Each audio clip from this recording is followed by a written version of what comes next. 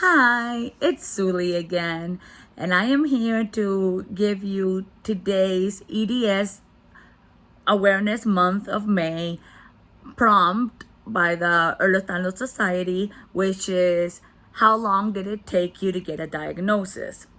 Well, let me tell you, I was always the odd kid out. When I was a baby, they always knew that there was something quite not right with me because I would walk a little funny. I would have like a gait ever since I was a kid.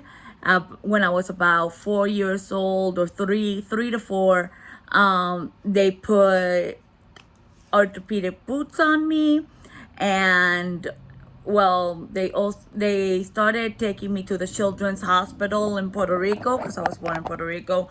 And there I have vague memories of doing a lot of testings and pretty much feeling like a guinea pig.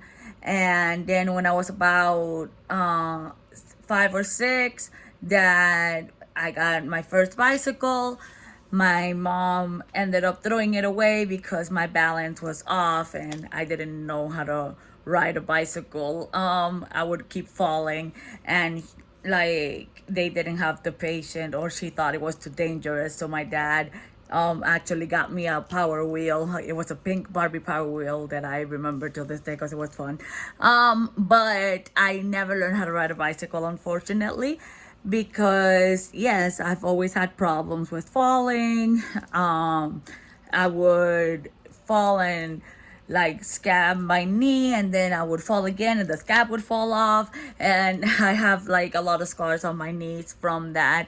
However, I got into dancing, and that got my balance a little better because I did contemporary dancing, jazz, and belly dancing.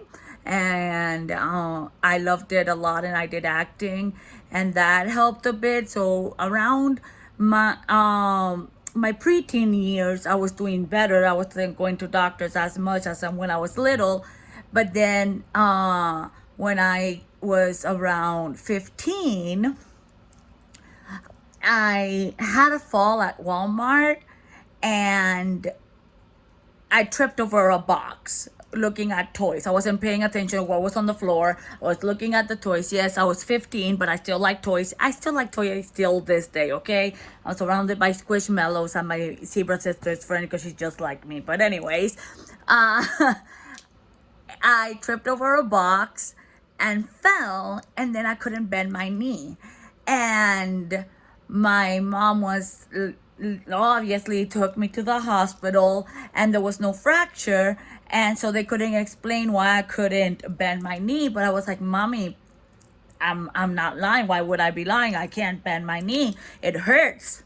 So then they took me to the orthopedist, and the orthopedist said, well, she needs an MRI. But since it hurt so much, let's put her on a cast. So he put me on a cast from my ankle all the way to my thigh to protect the knee. And then the MRI came back with just like a contusion. That's I don't know, something like it was just a little bit swollen, but nothing too serious that they could tell. But the reality is that they couldn't really understand what was going on in my knee because they weren't thinking that zebras do exist. They were looking for a full dislocation, or they were looking for a fracture. They weren't looking for a subluxation, which is something that we get quite often. So when, luckily, in Puerto Rico, when you need physical therapy, because then they were like, well, maybe it's just really swollen, and it's hurting her. So let's take off the cast, let's send her to physical therapy, and they'll be able to help her again to get it moving again. So when they send me to physical therapy in Puerto Rico, you have to see a specialist first called a physiatrist. Not like here that even your PCP can send you to a physical therapy clinic like Cobra that has a lot everywhere, and it's like cookie cutter treatment for everyone, which I'll get back to that in another video. But over there, you get a specialized doctor that evaluates the joint, gives the exercises that the physical therapist actually have to follow. So you're actually seeing a doctor that studied physiology and is a physiatrist. But anyways, that doctor, when he looked at my file, he looked at me, he heard all my history, that I had been having problems since I was a little kid, that I couldn't bend my knee. He then proceeded to ask for my hands. And I'm like, okay, I'm here for my knee. Why are you asking for my hands? But this doctor actually knew about the Biden score all the way back in 2001. So I was lucky enough to have had an incident and have been seen by a doctor that was aware of what Ehlers-Danlos was. He goes back, he's like, wait a minute, he asks for my hands, he does all this, he does the bite and score without me knowing that he's doing that, and then he tell us that he'll be back because this is 2001. So he comes back with this huge book instead of the internet and opens up and shows us a little bit of information about Ehlers-Danlos, and he asks us, have we ever heard about Ehlers-Danlos syndrome? And we're like, no. Of course not, because again, even now we're having difficulties because I hear stories about people just getting diagnosed in their 30s, 40s, 50s, and even 60s. Like, it's really sad. I was one of the lucky ones that was diagnosed early. However, I've always been symptomatic. My shoulder started subluxating when I was only 16. My first surgery was when I was 18 for my shoulder because I tore the labrum. And then my fingers were extremely flexible, like I've shown you in past videos. So basically, it was quite a journey to get to where I'm at right now. However, even back then, they told me about Ehlers-Danlos, but nobody told me about the trifecta. Nobody told me about the comorbidities. So now, in my 30s, I'm learning about postural tachycardia syndrome. I finally got diagnosed because I was fighting with that's what this is right now, a heart monitor to see why my heart is being so erratic and not working right, or giving me so much tachycardia and bradycardia because it goes up and down. I could be in my low 40s and jump onto like almost 200 in one day. So it's a little crazy. And but I would complain about the tachycardia, and they were just like, oh, you just have inappropriate tachycardia. And I'm like, okay. So they put me on a beta blocker, and I was taking it, a metoprolol, but it still wasn't working. So it took me to actually fall again. Guess where? At a Walmart again. I don't know why.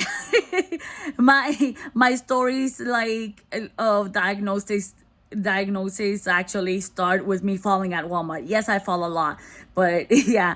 So I fell at Walmart. I blacked out when my heart rate went to 170 something, and I wasn't feeling well.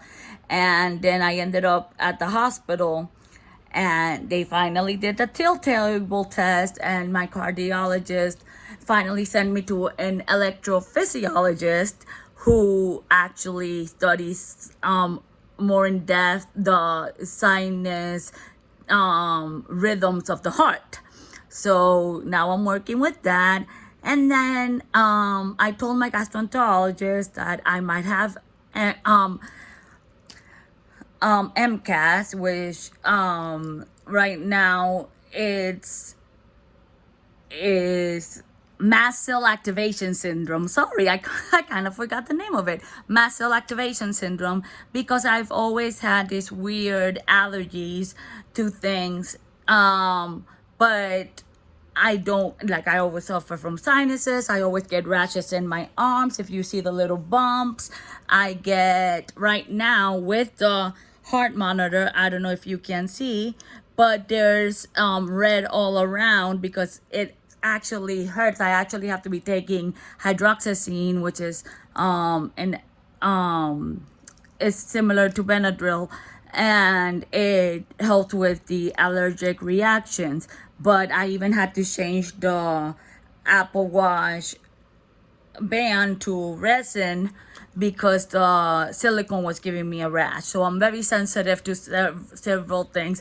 And then I finally got them to do a food allergy test, and I came back with allergic to wheat, allergic to milk, and I'm telling them that I need more in-depth allergy tests, but they're not listening. So let's see what happens there. I have a lot of friends giving me information about mast cell activation syndrome, so I'm trying to see if I also have it. But for now, I do know that I am allergic to several of things. It's just not your most common things, and that's why, yes. So that's pretty much my story. I got diagnosed again when I was 15. I was in denial for a while.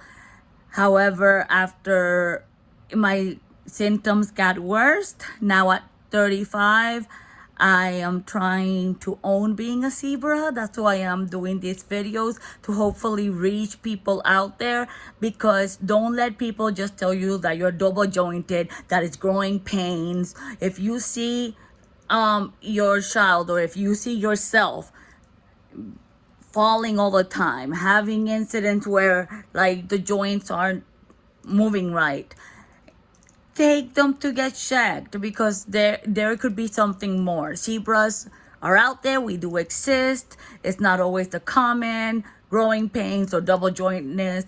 I'm not saying that everyone that is flexible has Ehlers-Danlos, but it's also something that is good to have in the back in your head. Or if you have sensitive skin, you can stretch it. Like, look, I can't stretch it all the way, but it goes with my joints because I do have 2 mutations. I did do genetic testing. I remember that just now before I end the video. I do have 2 mutations, one in the FBN2 gene and one in the MYLK gene, and they're both connective tissue related genes. They're in the EDS panel, but they're not in the COL, which is the collagen genes. So I don't have the classical, I have the hypermobility type. They're just looking at what specific genes are the ones that are responsible for the hypermobility. And that is something that my geneticist told me. You definitely have hypermobility Ehlers-Danlos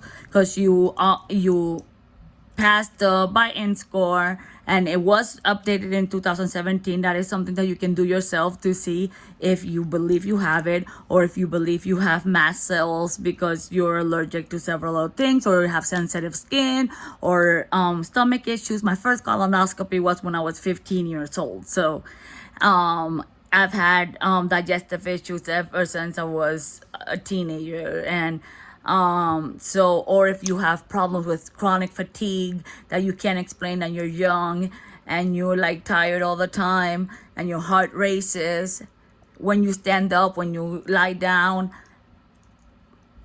get checked. Because like I said, what we want is to spread awareness so more people can get diagnosed early and not have to wait till they're in their adulthood.